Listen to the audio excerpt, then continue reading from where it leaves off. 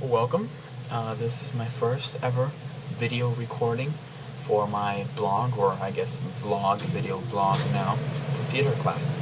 Now, for some strange reason you watch this and you're wondering why am I suddenly doing a vlog instead of my regular blog posts. Well, it's because of my theater teacher. You see, at the beginning of the year in theater class, a friend of mine, we talked to our teacher. We're like, yo, theater teacher, why don't we use notebooks or binders for theater class anymore? She told us, because they're old school. I love technology.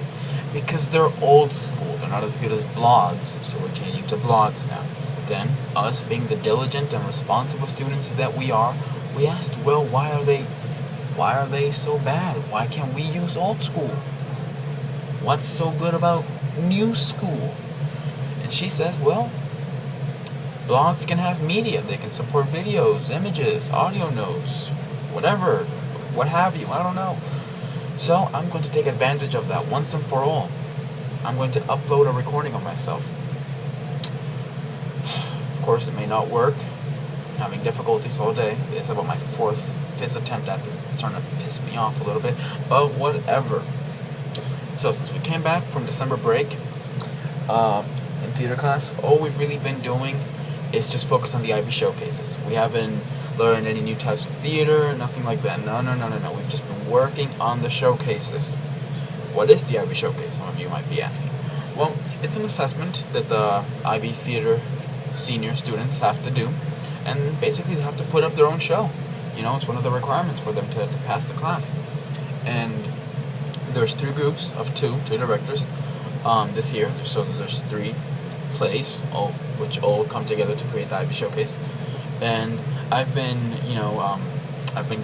granted the opportunity, which I'm really grateful for, to be in all 3 of them. Because as a junior, my responsibility and the responsibility of all the rest of the juniors in the theater class is to just help out as much as we can. And I think that there's no better way to do that than to be in all of the separate plays that make up the IB showcase. So in one of them, I have a large part, even though it's an ensemble play. Really, there's no small parts in it, but still, large part. Then in another one, I have a medium role, not really huge, but not small either. It's a nice size. And then in the third one, I have a very small role, no more than 5 lines, really.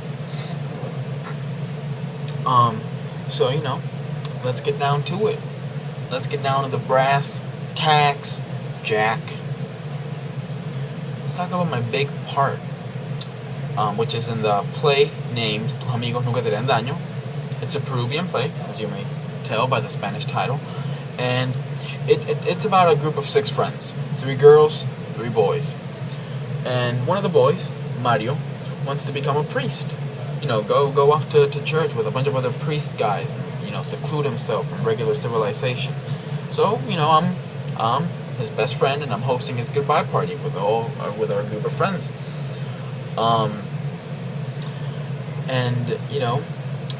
the rebellious guy in the group. I'm a ladies' man. I sleep around. I've never been in a serious relationship before, nor do I have any interest in being in a serious relationship. I'm not supposed to be attached to anybody. Don't exactly have a job, but luckily my family's wealthy, so I'm able to I get by just fine. Like have a house where I can host a party at. It's a 2-floor apartment or house or whatever. Point is, it has 2 floors, and I'm Mario's character foil, and he's Toto's character foil. We contrast each other. We allow the audience to see the best of us and the worst of us, and in the end, it works out really well. We work off really well off of each other. It's great. In fact, my favorite scene is when I'm having a discussion with Mario. And that's I think that's really what we've been working on, actually, the most, at least in this play. It's really been character development, getting to know why you're doing this, intentions, motivations, because it's helpful, really.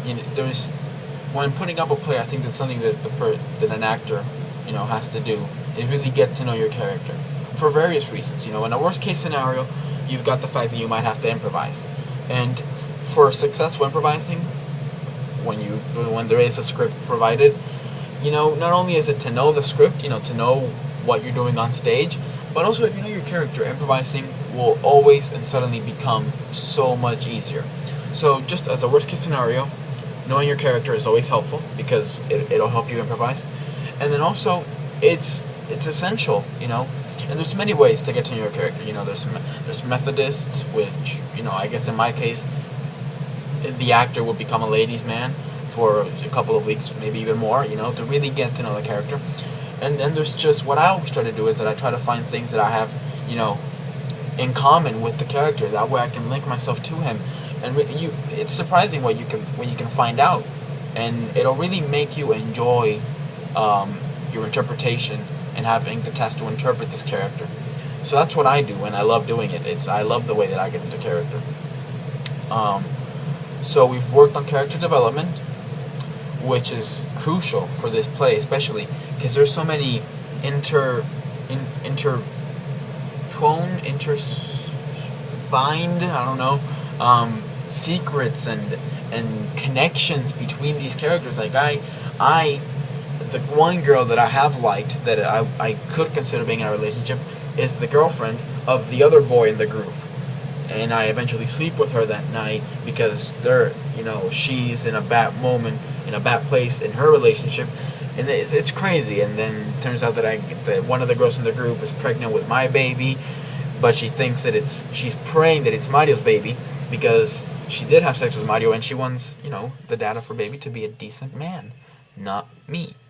So it's crazy, you know, but because of that, you know, it's especially important that we know our characters and that we know the other characters as well in the play. So we've worked in character development. We've worked a little bit in blocking, not too much, but then again, it's been really easy because, you know, the set isn't huge and it's really natural. It's a house, you know, it's something that just by walking around in your own house you could practice. And, you know, the naturalism, I think is the term, I'm not sure, but the naturalism of the play goes far beyond the blocking. It also goes down to the script. The play has a very well-written script, and it's Peruvian Spanish, which at times is both funny but annoying for us because, you know, we're mostly Venezuelan Spanish speakers. I'm a Venezuelan Spanish speaker. So, but, you know, taking away the Peruvian slang every once in a while, the lines feel quite natural. It really does, which once again helps in that worst case improvisation scenario. But it also helps because getting to know, you know, a character and other characters is really hard when you don't speak the same language as they do, you know. So it's helpful that the script is well written and so naturally written, because suddenly things like blocking and memorizing your lines become easier. On the topic of memorizing lines, I haven't actually done it per se. Like, I haven't sat down in my room and then, you know, read the script till I know it like I usually do, and I will do. But I do know some of my lines, and it's just because we've been practicing so much that some of the lines, you know, you know them. You know them, and it's helpful, really.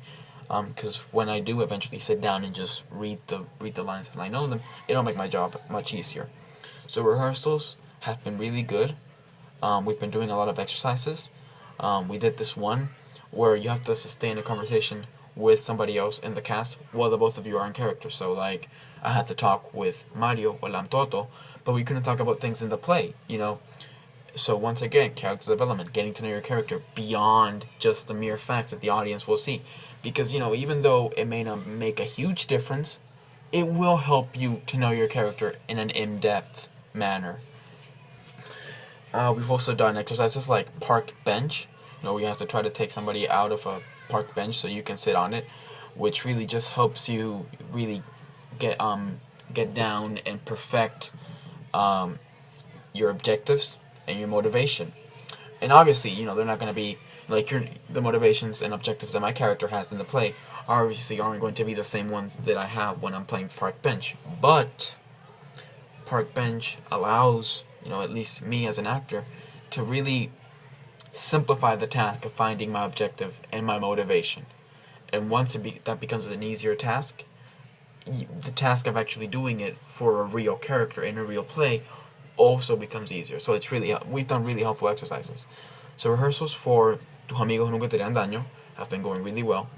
and that's my main part. Then the second IB showcase that I'm in is How to Kiss a Girl, and in it I play a pilgrim, and I love this character. I love it because I get to have so much fun. I mean, I'm gonna be dancing on stage, and I'm a terrible dancer, so that's gonna be funny. I know we're gonna get some laughs, and also, um, it's the plays about this kid who's going out on his first date. Might even get his first kiss at the end of the night. But he's so nervous that he uses Siri, the iPhone thingy, to guide him through the whole process. And Siri, comes up with this app that has several different advisors. So there's Mr. America, who eventually gets so excited about the first date that he says that the Statue of Liberty and Uncle Sam should, make a baby. There's also the Southern Belle, which will be interpreted by our theater teacher. Great accent. Once again, really funny character. There's a cowboy. There's also a pirate, and then there's a pilgrim. So as the pilgrim, I start off, really, really strict. Like, I tell him that he shouldn't be on this date without a chaperone. And then the kid is trying to think of how to pay a compliment to the girl, and tell her that she looks nice or whatnot, and then he's like, "Oh, you look," and then I interrupt and say sinful. So it's stuff like that. It's at first it's quite dark humor, I guess, because I'm very straightforward, pilgrim-ish. But then eventually we get to the restaurant where the first date takes place, and I drink what is it that I drink?